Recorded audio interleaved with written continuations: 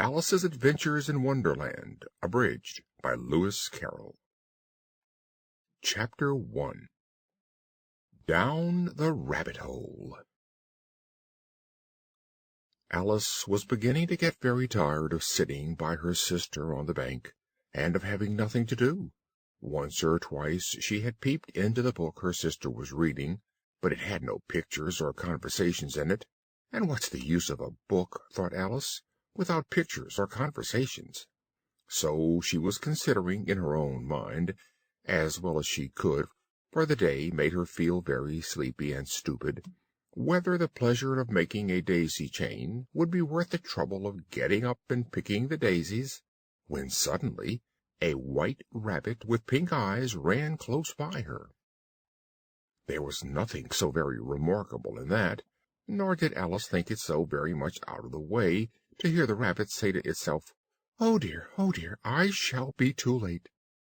But when the rabbit actually took a watch out of its waistcoat pocket and looked at it and then hurried on, Alice started to her feet, for it flashed across her mind that she had never before seen a rabbit with either a waistcoat pocket or a watch to take out of it, and, burning with curiosity, she ran across the field after it, and was just in time to see it pop down a large rabbit-hole under the hedge.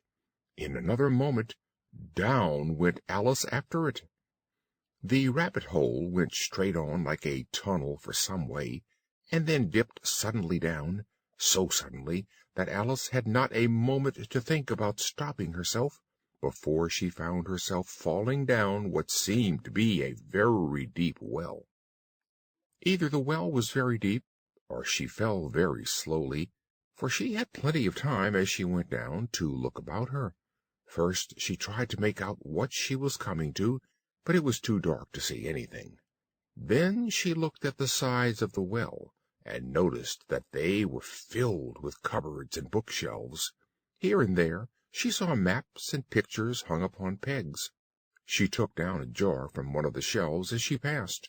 It was labeled Orange Marmalade, but to her great disappointment it was empty, and she did not like to drop the jar, so managed to put it into one of the cupboards as she fell past it. Down, down, down! Would the fall never come to an end? There was nothing else to do, so Alice soon began talking to herself. "Dinah'll miss me very much tonight, I should think." Dinah was the cat. "I hope they'll remember her saucer of milk at tea-time. Dinah, my dear, I wish you were down here with me." Alice felt that she was dozing off, when suddenly, thump, thump, down she came upon a heap of sticks and dry leaves, and the fall was over. Alice was not a bit hurt, and she jumped up in a moment. She looked up, but it was all dark overhead. Before her was another long passage, and the white rabbit was still in sight, hurrying down it. There was not a moment to be lost. Away went Alice like the wind, and just in time to hear it say, as it turned a corner, "Oh, my ears and whiskers, how late it's getting!" She was close behind it when she turned the corner, but the rabbit was no longer to be seen. She found herself in a long, low hall, which was lit up by a row of lamps hanging from the roof. There were doors all round the hall, but they were all locked, and when Alice had been all the way down one side and up the other, trying every door, she walked sadly down the middle, wondering how she was ever to get out again. Suddenly she came upon a little table, all made of solid glass. There was nothing on it but a tiny golden key, and Alice's first idea was that this might belong to one of the doors of the hall, but alas, either the locks were too large or the key was too small, but at any rate it would not open any of them. However, on the second time round she came upon a low curtain she had not noticed before, and behind it was a little door about 15 inches high. She tried the little golden key in the lock, and to her great delight it fitted. Alice opened the door and found that it led into a small passage, not much larger than a rat-hole. She knelt down and looked along the passage into the loveliest garden you ever saw.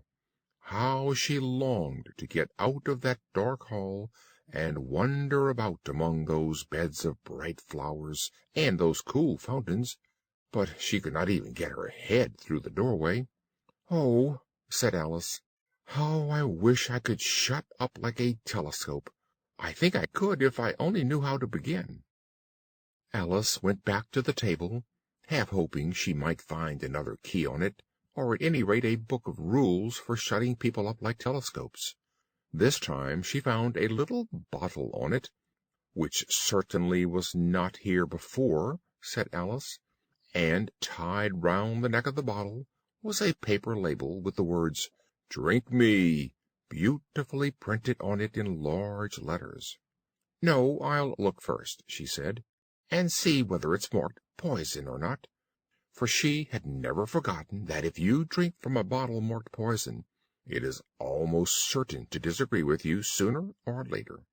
However, this bottle was not marked poison, so Alice ventured to taste it, and, finding it very nice, it has sort of a mixed flavor of cherry tart, custard, pineapple, roast turkey, toffee, and hot buttered toast, she very soon finished it off. "What a curious feeling!" said Alice. "I must be shutting up like a telescope." And so it was indeed. She was now only 10 inches high, and her face brightened up at the thought that she was now the right size for going through the little door into that lovely garden. After a while, finding that nothing more happened, she decided on going into the garden at once, but alas for poor Alice! When she got to the door, she found she had forgotten the little golden key, and when she went back to the table for it, she found she could not possibly reach it. She could see it quite plainly through the glass, and she tried her best to climb up one of the legs of the table, but it was too slippery, and when she had tired herself out with trying, the poor little thing sat down and cried. "Come, there's no use in crying like that," said Alice to herself rather sharply. "I advise you to leave off this minute." She generally gave herself very good advice, though she very seldom followed it, and sometimes she scolded herself so severely as to bring tears into her eyes. Soon her eye fell on a little glass box that was lying under the table. She opened it and found in it a very small cake, on which the words "Eat me" were beautifully marked in currants. "Well, I'll eat it," said Alice, "and if it makes me grow larger, I can reach the key, and if it makes me grow smaller, I can creep under the door. So either way I'll get into the garden, and I don't care which happens." She ate a little bit, and said anxiously to herself, which way, holding her hand on the top of her head to feel which way she was growing, and she was quite surprised to find that she remained the same size. So she set to work and very soon finished off the cake. Chapter 2. The Pool of Tears. "Curiouser and curiouser!" cried Alice. She was so much surprised that for a moment she quite forgot how to speak good English. "Now I'm opening out like the largest telescope that ever was. Goodbye, feet. Oh, my poor little feet! I wonder who will put on your shoes and stockings for you now, dears. I shall be a great deal too far off to trouble myself about you." Just at this moment her head struck against the roof of the hall. In fact, she was now rather more than 9 feet high, and she at once took up the little golden key and hurried off to the garden door. Poor Alice! It was as much as she could do, lying down on one side, to look through into the garden with one eye, but to get through was more hopeless than ever. She sat down and began to cry again. She went on shedding gallons of tears, until there was a large pool all round her and reaching half down the hall. After a time She heard a little pattering of feet in the distance, and she hastily dried her eyes to see what was coming. It was the White Rabbit returning, splendidly dressed, with a pair of white kid gloves in one hand and a large fan in the other. He came trotting along in a great hurry, muttering to himself, "Oh, the Duchess, the Duchess! Oh, won't she be savage if I've kept her waiting?" When the rabbit came quite near her, Alice began, in a low, timid voice, "If you please, sir—" The rabbit started violently, dropped the white kid gloves and the fan, and scurried away into the darkness as hard as he could. Alice took up the fan and gloves, and she kept fanning herself all the time she went on talking. "Dear, dear, how queer everything is to-day! And yesterday things went on just as usual. Was I the same when I got up this morning? But if I'm not the same, the next question is, who in the world am I? Ah, that's the great puzzle." As she said this, she looked down at her hands, and was surprised to see that she had put on one of the rabbit's little white kid gloves while she was talking. "How can I have done that?" she thought. "I must be growing small again." She got up and went to the table to measure herself by it, and found that she was now about 2 feet high, and was going on shrinking rapidly.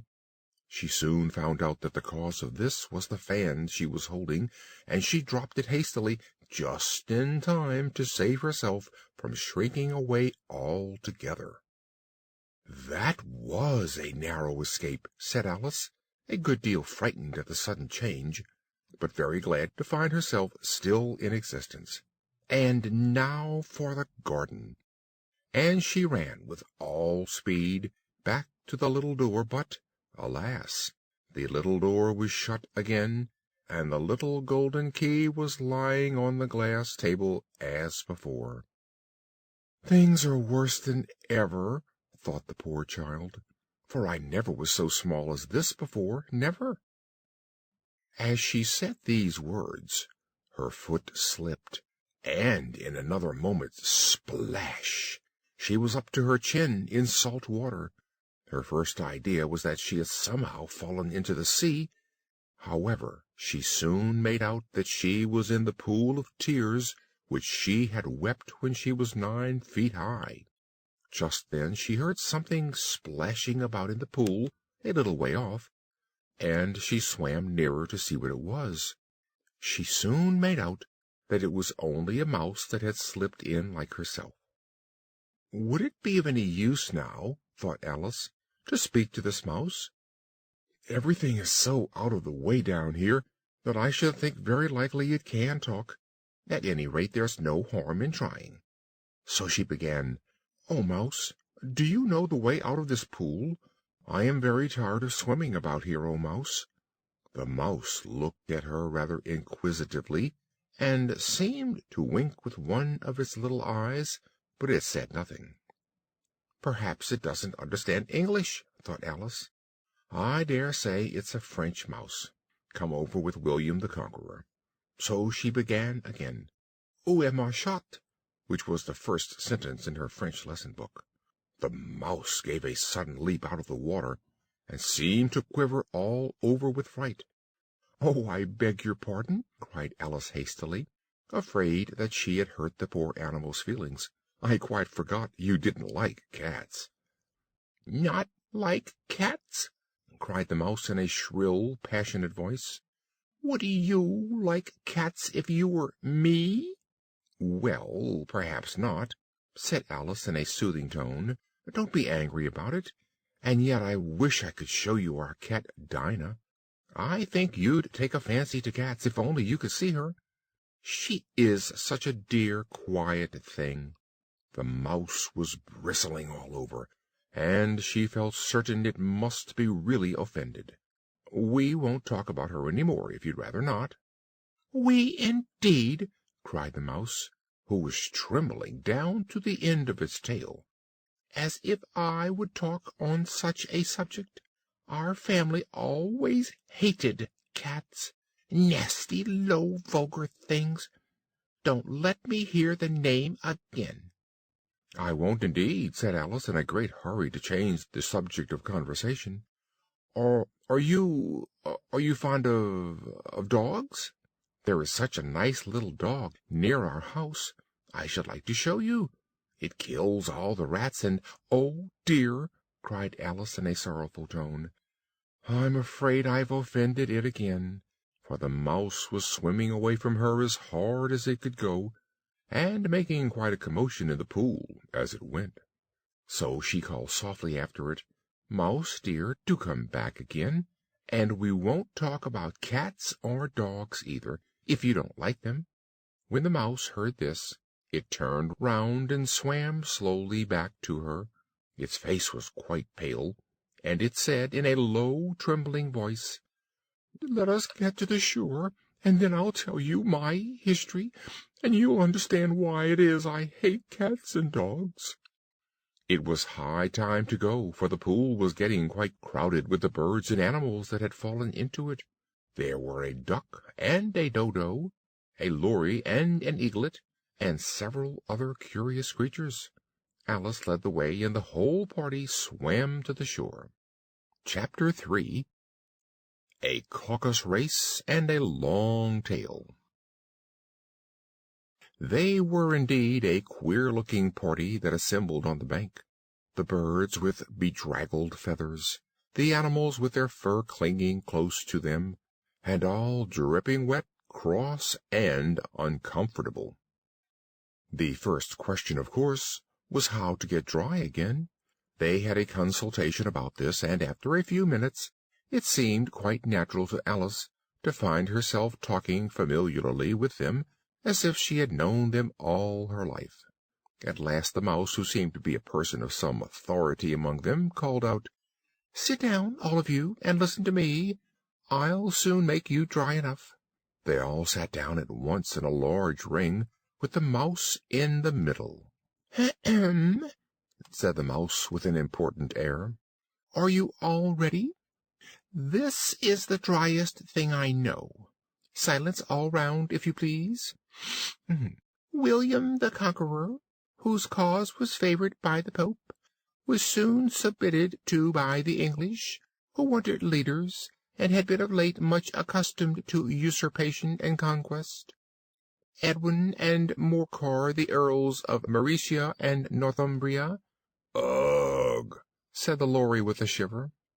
"And even Stigand, the patriotic Archbishop of Canterbury, found it advisable—" "Found what?" said the duck. "Found it," the mouse replied rather crossly. "Of course you know what it means." "I know what it means well enough when I find a thing," said the duck. "It's generally a frog or a worm. The question is, what did the Archbishop find?" The mouse did not notice this question, but hurriedly went on. "Found it advisable to go with Edgar Atheling to meet William and offer him the crown. How are you getting on now, my dear?" it continued, turning to Alice as it spoke. "As wet as ever," said Alice in a melancholy tone. "It doesn't seem to dry me at all." "In that case," said the dodo solemnly, rising to its feet, "I move that the meeting adjourn, for the immediate adoption of more energetic remedies." "Speak English," said the eaglet. "I don't know the meaning of half those long words, and what's more, I don't believe you do either." "What I was going to say," said the dodo in an offended tone, "is that the best thing to get us dry would be a caucus-race." "What is a caucus-race?" said Alice. "Why," said the dodo, "the best way to explain it is to do it." First it marked out a race-course in a sort of circle, and then all the party were placed along the course here and there. There was no 1, 2, 3, and away, but they began running when they liked, and left off when they liked, so that it was not easy to know when the race was over. However, when they had been running half an hour or so, and were quite dry again, the dodo suddenly called out, "The race is over," and they all crowded round it, panting and asking, "But who has won?" This question the Dodo could not answer without a great deal of thought. At last it said, "Everybody has won, and all must have prizes." "But who is to give the prizes?" quite a chorus of voices asked. "Why, she, of course," said the Dodo, pointing to Alice with one finger, and the whole party at once crowded round her, calling out in a confused way, "Prizes! Prizes!" Alice had no idea what to do, and in despair she put her hand into her pocket and pulled out a box of comfits. Luckily the salt water had not got into them, and handed them round as prizes. There were exactly one apiece all round. The next thing was to eat the comfits. This caused some noise and confusion, as the large birds complained that they could not taste theirs, and the small ones choked and had to be patted on the back. However, it was over at last, and they sat down again in a ring and begged the Mouse to tell them something more. "You promised to tell me your history, you know," said Alice, "and why it is you hate C and D," she added in a whisper, half afraid that it would be offended again. "Ah, mine is a long and sad tale," said the Mouse, turning to Alice and sighing. "It is a long tale, certainly," said Alice, looking down with wonder at the Mouse's tail. "But why do you call it sad?" And she kept on puzzling about it while the Mouse was speaking, so that her idea of the tale was something like this: Furry said to a Mouse that he met in the house, "Let us both go to law. I will prosecute you. Come, I'll take no denial. We must have the trial, for really this morning I've nothing to do." Said the Mouse to the Cur, "Such a trial, dear sir, with no jury or judge, would be wasting our breath." "I'll be judge, I'll be jury," said cunning old Fury. "I'll try the whole cause and condemn you to death." "You are not attending," said the Mouse to Alice severely. "What are you thinking of?" "I beg your pardon," said Alice very humbly. "You had got to the fifth bend, I think." "You insult me by talking such nonsense," said the Mouse, getting up and walking away. "Please come back and finish your story," Alice called after it, and the others all joined in chorus. "Yes, please do." But the Mouse only shook its head impatiently and walked a little quicker. "I wish I had Dinah, our cat, here," said Alice. This caused a remarkable sensation among the party. Some of the birds hurried off at once, and a canary called out in a trembling voice to its children, "Come away, my dears. It's high time you were all in bed." On various pretexts they all moved off, and Alice was soon left alone. "I wish I hadn't mentioned Dinah. No one seems to like her down here, and I'm sure she's the best cat in the world." Poor Alice began to cry again, and she felt very lonely and low-spirited. In a little while, however, she again heard a little pattering of footsteps in the distance, and she looked up eagerly. Chapter 4. The Rabbit Sends in a Little Bill. It was the White Rabbit, trotting slowly back again, and looking anxiously about as it went, as if it had lost something. Alice heard it muttering to itself, "The Duchess, the Duchess! Oh, my dear paws! Oh, my fur and whiskers! She'll get me executed, as sure as ferrets are ferrets. Where can I have dropped them, I wonder?" Alice guessed in a moment that it was looking for the fan and the pair of white kid gloves, and she, very good-naturedly, began hunting about for them, but they were nowhere to be seen. Everything seemed to have changed since her swim in the pool, and the great hall, with the glass table and the little door, had vanished completely. Very soon the Rabbit noticed Alice, and called to her in an angry voice, "Why, Mary Ann, what are you doing out here? Run home this moment and fetch me a pair of gloves and a fan. Quick now!" "He took me for his housemaid," said Alice as she ran off. "How surprised he'll be when he finds out who I am." As she said this, she came upon a neat little house, on the door of which was a bright brass plate with the name W. Rabbit engraved upon it. She went in without knocking and hurried upstairs, in great fear lest she should meet the real Mary Ann, and be turned out of the house before she had found the fan and the gloves. By this time Alice had found her way into a tidy little room, with a table in the window, and on it a fan and 2 or 3 pairs of tiny white kid gloves. She took up the fan and a pair of the gloves, and was just going to leave the room, when her eyes fell upon a little bottle that stood near the looking-glass. She uncorked it and put it to her lips, saying to herself, "I do hope it'll make me grow large again, for really I am quite tired of being such a tiny little thing." Before she had drunk half the bottle, she found her head pressing against the ceiling, and had to stoop to save her neck from being broken. She hastily put down the bottle, remarking, "That's quite enough. I hope I shan't grow any more." Alas! It was too late to wish that. She went on growing and growing, and very soon she had to kneel down on the floor.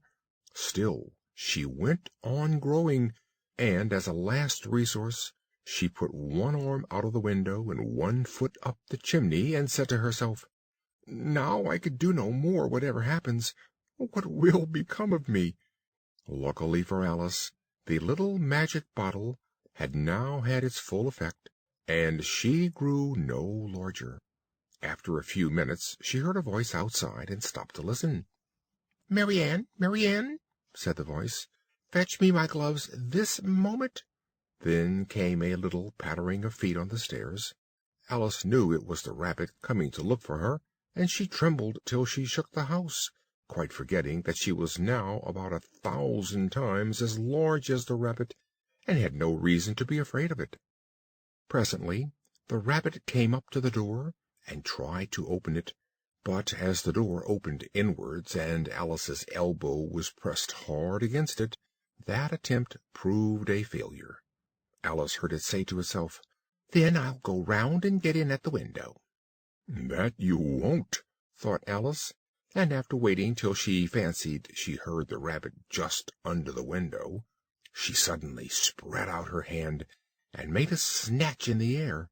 She did not get hold of anything, but she heard a little shriek, and a fall, and a crash of broken glass, from which she concluded that it was just possible it had fallen into a cucumber frame, or something of that sort.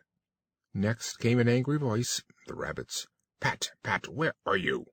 And then a voice she had never heard before, "Sure, then I'm digging for apples, your honor." "Here, come and help me out of this. Now tell me, Pat, what's that in the window?" "Sure, it's an arm, your honor." "Well, it's got no business there, at any rate. Go and take it away." There was a long silence after this, and Alice could only hear whispers now and then, and at last she spread out her hand again, and made another snatch in the air. This time there were 2 little shrieks, and more sounds of broken glass. "I wonder what they'll do next," thought Alice. "As for pulling me out of the window, I only wish they could." She waited for some time without hearing anything more. At last there came a rumbling of little cart wheels, and the sound of a good many voices, all talking together. She made out the words, "Where's the other ladder? Bill's got the other. Bill, here, Bill. Will the roof bear? Who's to go down the chimney? Nay, I shan't. You do it. Here, Bill. The master says you've got to go down the chimney." Alice drew her foot as far down the chimney as she could, and waited till she heard a little animal scratching and scrambling about in the chimney close above her. Then she gave one sharp kick, and waited to see what would happen next. The first thing she heard was a general chorus of, "There goes Bill!" Then the rabbit's voice alone, "Catch him, you by the hedge!" Then silence. Then another confusion of voices, "Hold up his head! Brandy now! Don't choke him! What happened to you?" Last came a little feeble, squeaking voice. Well, I hardly know. No more thinky, I'm better now. All I know is something came at me like a jack-in-the-box, and up I goes like a skyrocket.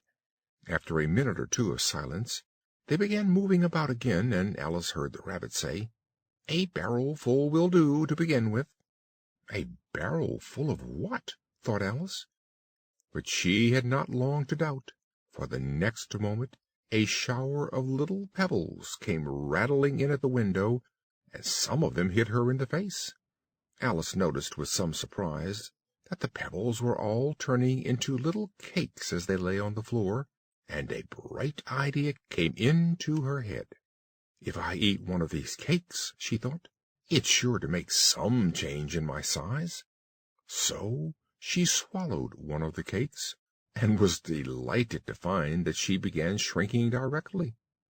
As soon as she was small enough to get through the door, she ran out of the house, and found quite a crowd of little animals and birds waiting outside. They all made a rush at Alice the moment she appeared, but she ran off as hard as she could, and soon found herself safe in a thick wood. "The first thing I've got to do," said Alice to herself, as she wandered about in the wood, "is to grow to my right size again, and the second thing is to find my way into that lovely garden. I suppose I ought to eat or drink something or other, but the great question is, what?" Alice looked all around her at the flowers and the blades of grass, but she could not see anything that looked like the right thing to eat or drink under the circumstances. There was a large mushroom growing near her, about the same height as herself.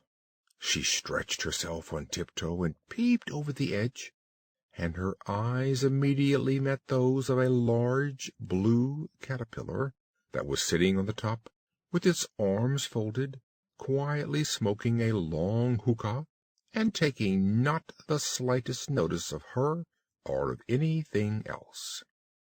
Chapter 5. Advice from a Caterpillar. At last the caterpillar took the hookah out of its mouth, and addressed Alice in a languid, sleepy voice. "Who are you?" said the caterpillar. Alice replied rather shyly, I hardly know, sir, just at present. At least I know who I was when I got up this morning, but I think I must have changed several times since then." "What do you mean by that?" said the caterpillar sternly. "Explain yourself." "I can't explain myself, I'm afraid, sir," said Alice, "because I'm not myself, you see. Being so many different sizes in a day is very confusing." She drew herself up and said very gravely, "I think you ought to tell me who you are first." "Why?" said the caterpillar. As Alice could not think of any good reason, and the caterpillar seemed to be in a very unpleasant state of mind, she turned away. "Come back," the caterpillar called after her.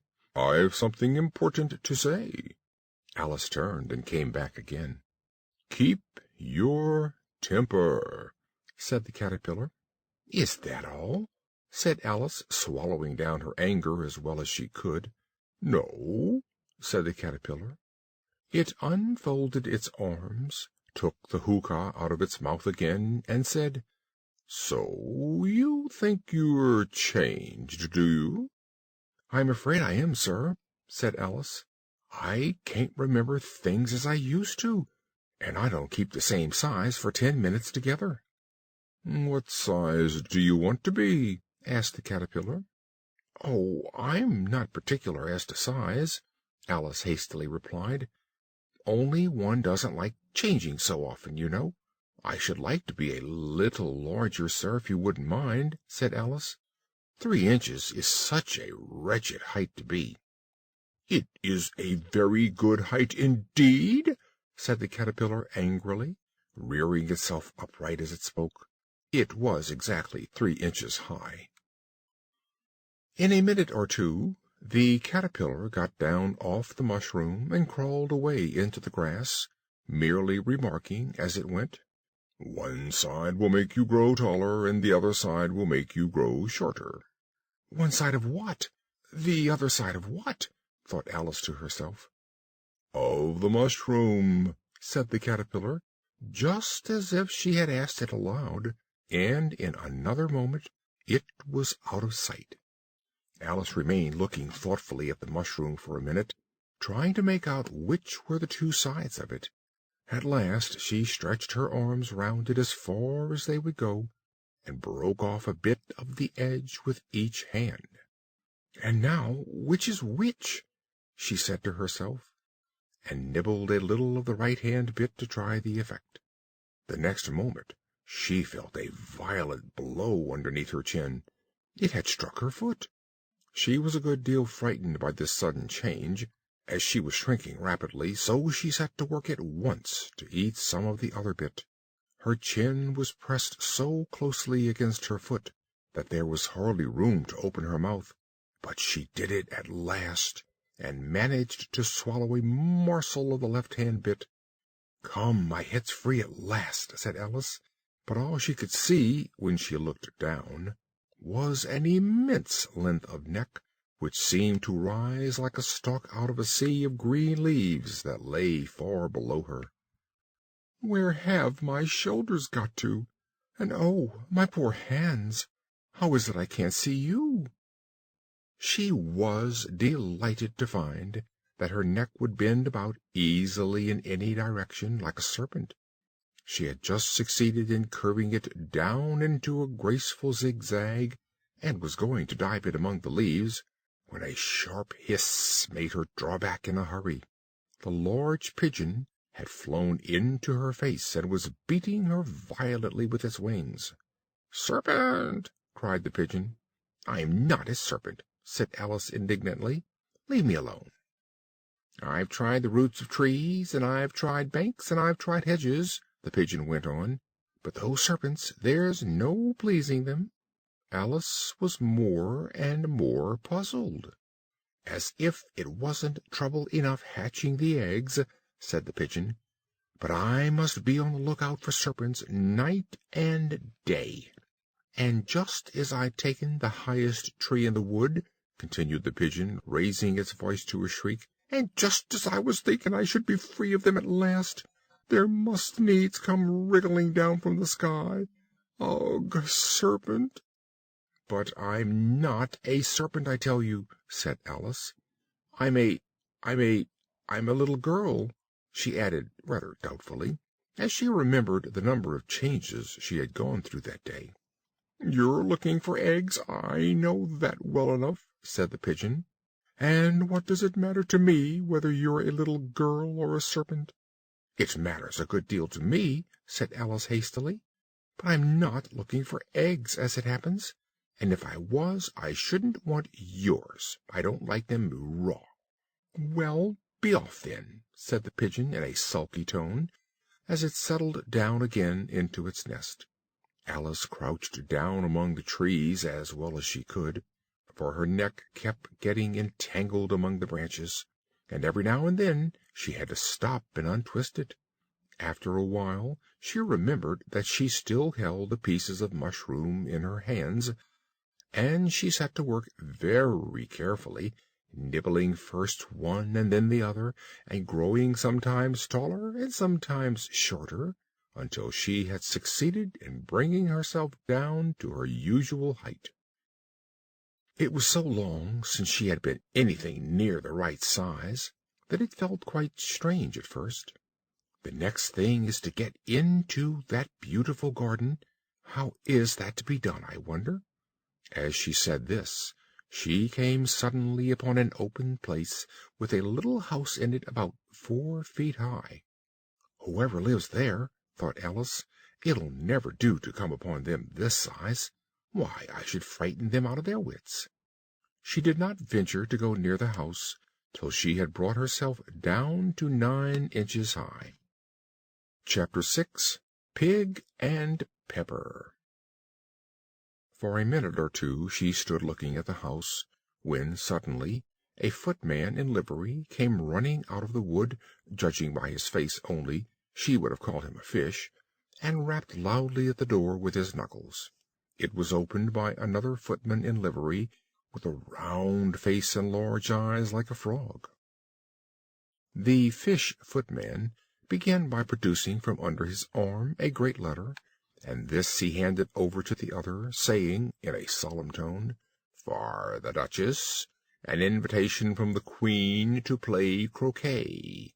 The frog footman repeated in the same solemn tone, "From the Queen, an invitation for the Duchess to play croquet."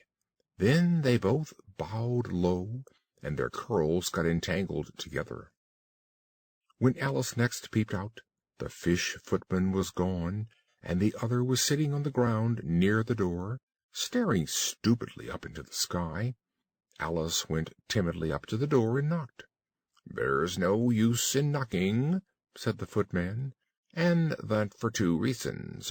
First, because I'm on the same side of the door as you are.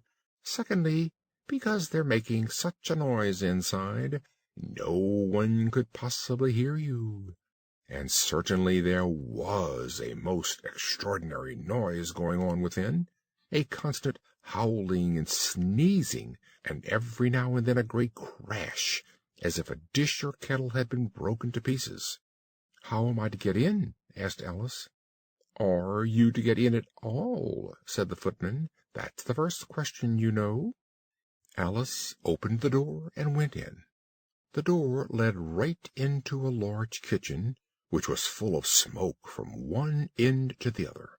The Duchess was sitting on a three-legged stool in the middle, nursing a baby. The cook was leaning over the fire, stirring a large cauldron which seemed to be full of soup. "There's certainly too much pepper in that soup," Alice said to herself, as well as she could for sneezing. Even the Duchess sneezed occasionally, and as for the baby, it was sneezing and howling alternately, without a moment's pause. The only two creatures in the kitchen that did not sneeze were the cook and a large cat, which was grinning from ear to ear.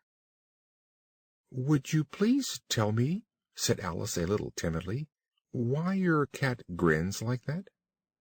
"It's a Cheshire cat," said the Duchess, "and that's why." "I didn't know that Cheshire cats always grinned. In fact, I didn't know that cats could grin," said Alice. "You don't know much," said the Duchess, "and that's a fact." Just then the cook took the cauldron of soup off the fire, and at once set to work throwing everything within her reach at the Duchess and the baby. The fire-irons came first, then followed a shower of saucepans, plates, and dishes. The Duchess took no notice of them, even when they hit her, and the baby was howling so much already that it was quite impossible to say whether the blows hurt it or not. "Oh, please mind what you're doing!" cried Alice, jumping up and down in an agony of terror. "Here, you may nurse it a bit if you like," the Duchess said to Alice, flinging the baby at her as she spoke. "I must go and get ready to play croquet with the Queen." And she hurried out of the room. Alice caught the baby with some difficulty, as it was a queer-shaped little creature, and held out its arms and legs in all directions. "If I don't take this child away with me," thought Alice, "they're sure to kill it in a day or two. Wouldn't it be murder to leave it behind?" She said the last words out loud, and the little thing grunted in reply. "If you're going to turn into a pig, my dear," said Alice, "I'll have nothing more to do with you. Mind now." Alice was just beginning to think to herself, "Now what am I to do with this creature when I get it home?" when it grunted again so violently that Alice looked down into its face in some alarm. This time there could be no mistake about it. It was neither more or less than a pig. So she set the little creature down, and felt quite relieved to see it trot away quietly into the wood. Alice was a little startled by seeing the Cheshire cat sitting on a bough of a tree a few yards off. The cat only grinned when it saw her. "Cheshire Puss," began Alice rather timidly, "would you please tell me which way I ought to go from here?" "In that direction," the cat said, waving the right paw round, "lives a hatter, and in that direction," waving the other paw, "lives a March Hare. Visit either you like. They're both mad." "But I don't want to go among mad people," Alice remarked. "Oh, you can't help that," said the cat. "We're all mad here. Do you play croquet with the Queen to-day?" "I should like it very much," said Alice, "but I haven't been invited yet." "You'll see me there," said the cat, and vanished. Alice had not gone much farther before she came in sight of the house of the March Hare. It was so large a house that she did not like to go near till she had nibbled some more of the left-hand bit of mushroom. Chapter 7. A Mad Tea Party. There was a table set out under a tree in front of the house, and the March Hare and the Hatter were having tea at it. A Dormouse was sitting between them, fast asleep. The table was a large one, but the three were all crowded together at one corner of it. "No room, no room!" they cried out when they saw Alice coming. "There's plenty of room," said Alice indignantly, and she sat down in a large armchair at one end of the table. The Hatter opened his eyes very wide on hearing this, but all he said was, "Why is a raven like a writing desk?" "I'm glad they've begun asking riddles. I believe I can guess that," she added aloud. "Do you mean that you think you can find out the answer to it?" said the March Hare. "Exactly so," said Alice. "Then you should say what you mean," the March Hare went on. "I do," Alice hastily replied. At least I mean what I say. That's the same thing, you know." "You might just as well say," added the Dormouse, which seemed to be talking in its sleep, "that I breathe when I sleep is the same thing as I sleep when I breathe." "It is the same thing with you," said the Hatter, and he poured a little hot tea upon its nose. The Dormouse shook its head impatiently and said, without opening its eyes, of course, just what I was going to remark myself." "Have you guessed the riddle yet?" the Hatter said, turning to Alice again. "No, I give up," Alice replied. "What's the answer?" "I haven't the slightest idea," said the Hatter. "Nor I," said the March Hare. Alice gave a weary sigh. "I think you might do something better with the time," she said, "than wasting it in asking riddles that have no answers." "Take some more tea," the March Hare said to Alice very earnestly. "I've had nothing yet," Alice replied in an offended tone, "so I can't take more." "You mean you can't take less," said the Hatter. "It's very easy to take more than nothing." At this Alice got up and walked off. The Dormouse fell asleep instantly, and neither of the others took the least notice of her going, though she looked back once or twice. The last time she saw them, they were trying to put the Dormouse into the teapot. "At any rate, I'll never go there again," said Alice, as she picked her way through the wood. "It's the stupidest tea party I ever was at in all my life." Just as she said this, she noticed that one of the trees had a door leading right into it.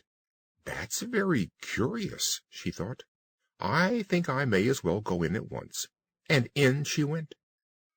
Once more she found herself in the long hall, and close to the little glass table. Taking the little golden key, she unlocked the door that led into the garden. Then she set to work nibbling at the mushroom (she had kept a piece of it in her pocket) till she was about a foot high. Then she walked down the little passage, and then she found herself at last in the beautiful garden, among the bright flower beds and the cool fountains. Chapter 8. The Queen's Croquet-Ground. A large rose tree stood near the entrance of the garden. The roses growing on it were white, but there were 3 gardeners at it, busily painting them red. Suddenly their eyes chanced to fall upon Alice as she stood watching them. "Would you tell me, please," said Alice a little timidly, "why you are painting those roses?" 5 and 7 said nothing, but looked at 2. 2 began in a low voice. "Why, the fact is, you see, miss, this here ought to have been a red rose tree, and we put a white one in by mistake, and if the Queen was to find it out, we should all have our heads cut off, you know. So you see, miss, we're doing our best afore she comes to—" At this moment 5, who had been anxiously looking across the garden, called out, "The Queen! The Queen!" and the 3 gardeners instantly threw themselves flat upon their faces. There was a sound of many footsteps, and Alice looked round, eager to see the Queen. First came 10 soldiers carrying clubs, with their hands and feet at the corners. Next, the 10 courtiers; these were ornamented all over with diamonds. After these came the royal children; there were 10 of them, all ornamented with hearts. Next came the guests, mostly kings and queens, and among them Alice recognized the White Rabbit. Then followed the Knave of Hearts, carrying the king's crown on a crimson velvet cushion, and last of all this grand procession came the King and the Queen of Hearts. When the procession came opposite to Alice, they all stopped and looked at her, and the Queen said severely, "Who is this?" She said it to the Knave of Hearts, who only bowed and smiled in reply. "My name is Alice, so please your Majesty," said Alice very politely, but she added to herself, "Why, they're only a pack of cards after all." "Can you play croquet?" shouted the Queen. The question was evidently meant for Alice. "Yes," said Alice loudly.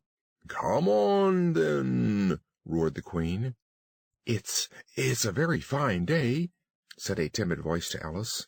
She was walking by the White Rabbit, who was peeping anxiously into her face. "Very," said Alice. "Where's the Duchess?" "Hush, hush," said the Rabbit. "She's under sentence of execution." "What for?" said Alice. "She boxed the Queen's ears," the Rabbit began. "Get to your places!" shouted the Queen in a voice of thunder, and people began running about in all directions, tumbling up against each other. However, they got settled down in a minute or two, and the game began. Alice thought she had never seen such a curious croquet-ground in all her life. It was all ridges and furrows. The croquet balls were live hedgehogs, and the mallets live flamingoes, and the soldiers had to double themselves up and stand on their hands and feet to make the arches. The players all played at once, without waiting for turns, quarreling all the while and fighting for the hedgehogs, and in a very short time the Queen was in a furious passion, and went stamping about and shouting, "Off with his head!" or "Off with her head!" about once a minute. "They're dreadfully fond of beheading people here," thought Alice. "The great wonder is that there's anyone left alive." She was looking about for some way of escape, when she noticed a curious appearance in the air. "It's the Cheshire Cat," she said to herself. "Now I shall have somebody to talk to." "How are you getting on?" said the cat. "I don't think they play at all fairly," Alice said in a rather complaining tone, "and they all quarrel so dreadfully one can't hear oneself speak, and they don't seem to have any rules in particular." "How do you like the Queen?" said the cat in a low voice. "Not at all," said Alice. Alice thought she might as well go back and see how the game was going on, so she went off in search of her hedgehog. The hedgehog was engaged in a fight with another hedgehog, which seemed to Alice an excellent opportunity for croqueting one of them with the other. The only difficulty was that her flamingo was gone across to the other side of the garden, where Alice could see it trying, in a helpless sort of way, to fly up into a tree. She caught the flamingo and tucked it away under her arm, that it might not escape again. Just then Alice ran across the Duchess, who was now out of prison. She tucked her arm affectionately into Alice's, and they walked off together. Alice was very glad to find her in such a pleasant temper. She was a little startled, however, when she heard the voice of the Duchess close to her ear. "You're thinking about something, my dear, and that makes you forget to talk." "The game's going on rather better now," Alice said, by way of keeping up the conversation a little. "'Tis so," said the Duchess, "and the moral of that is, 'Oh, 'tis love that makes the world go round.'" "Somebody said," Alice whispered, "that it's done by everybody minding his own business." "Ah, well, it means much the same thing," said the Duchess, digging her sharp little chin into Alice's shoulder, as she added, "and the moral of that is, take care of the scents, and the sounds will take care of themselves." To Alice's great surprise, the Duchess's arm that was linked into hers began to tremble. Alice looked up, and there stood the Queen in front of them, with her arms folded, frowning like a thunderstorm. "Now I give you fair warning," shouted the Queen, stamping on the ground as she spoke. "Either you or your head must be off, and that in about half no time. Take your choice." The Duchess took her choice, and was gone in a moment. "Let's go on with the game," the Queen said to Alice, and Alice was much too frightened to say a word, but slowly followed her back to the croquet-ground.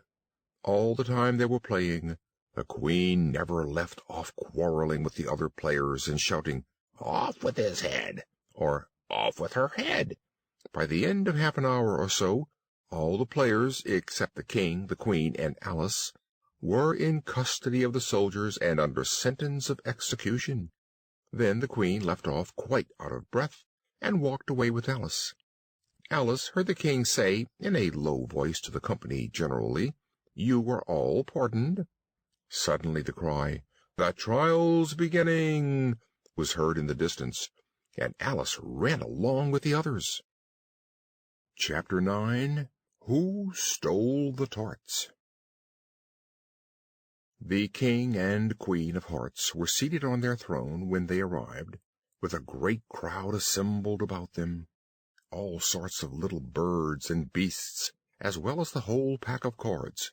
The knave was standing before them, in chains, with a soldier on each side to guard him, and near the King was the White Rabbit, with a trumpet in one hand and a scroll of parchment in the other.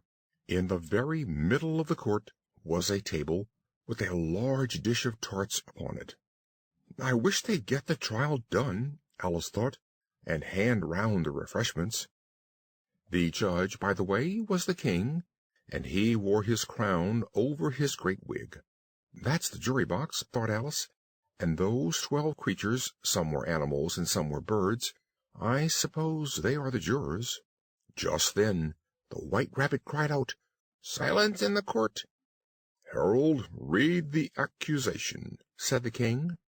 On this the White Rabbit blew 3 blasts on the trumpet, then unrolled the parchment scroll, and read as follows: "The Queen of Hearts, she made some tarts, all on a summer day. The Knave of Hearts, he stole those tarts, and took them quite away." "Call the first witness," said the King, and the White Rabbit blew 3 blasts on the trumpet, and called out, "First witness." The first witness was the Hatter.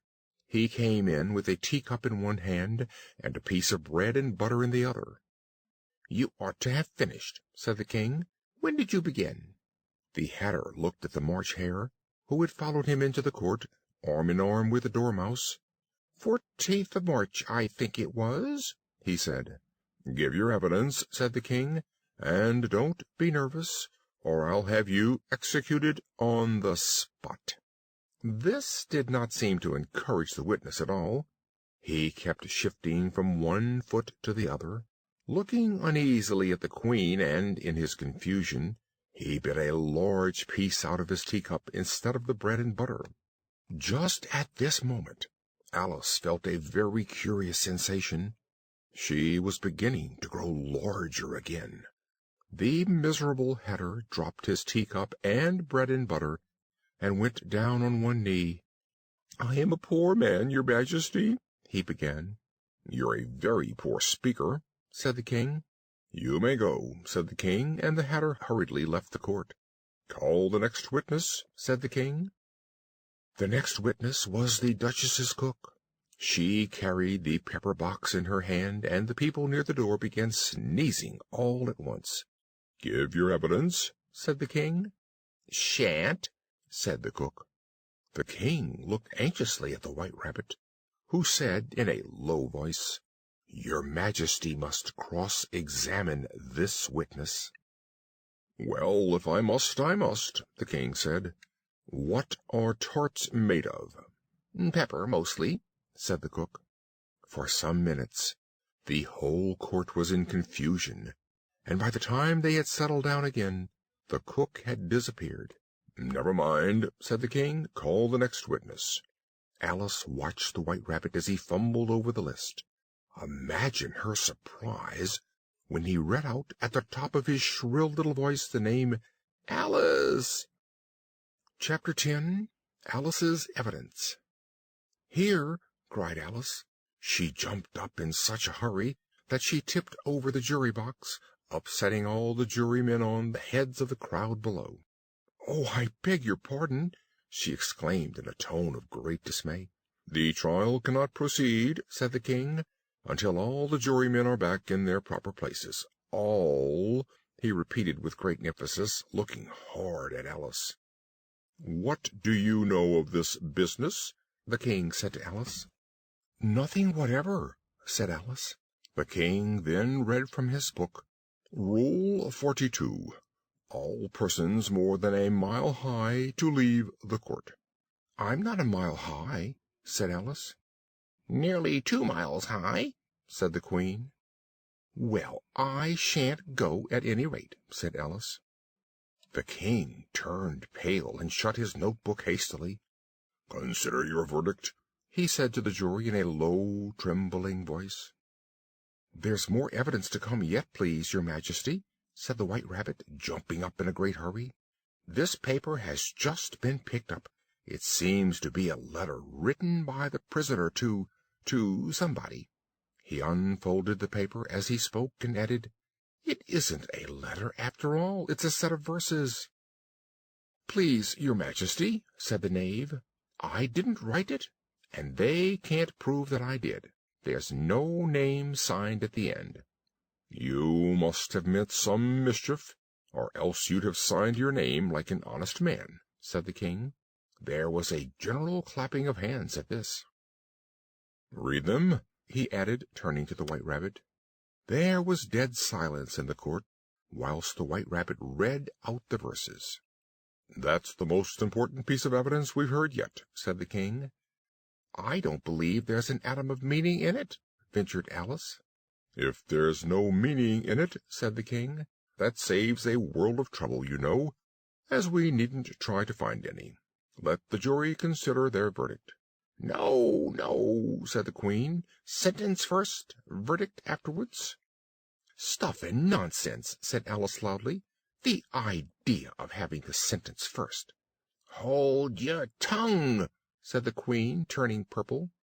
"I won't," said Alice. "Off with her head!" the queen shouted at the top of her voice. Nobody moved. "Who cares for you?" said Alice. She had grown to her full size by this time. "You're nothing but a pack of cards." At this the whole pack rose up in the air and came flying down upon her. She gave a little scream, half of fright and half of anger, and tried to beat them off, and found herself lying on the bank, with her head in the lap of her sister, who was gently brushing away some dead leaves that had fluttered down from the trees upon her face. "Wake up, Alice dear," said her sister. "Why, what a long sleep you've had!" "Oh, I've had such a curious dream," said Alice, and she told her sister, as well as she could remember them, all these strange adventures of hers that you have just been reading about. Alice got up and ran off, thinking, while she ran, as well she might, what a wonderful dream it had been.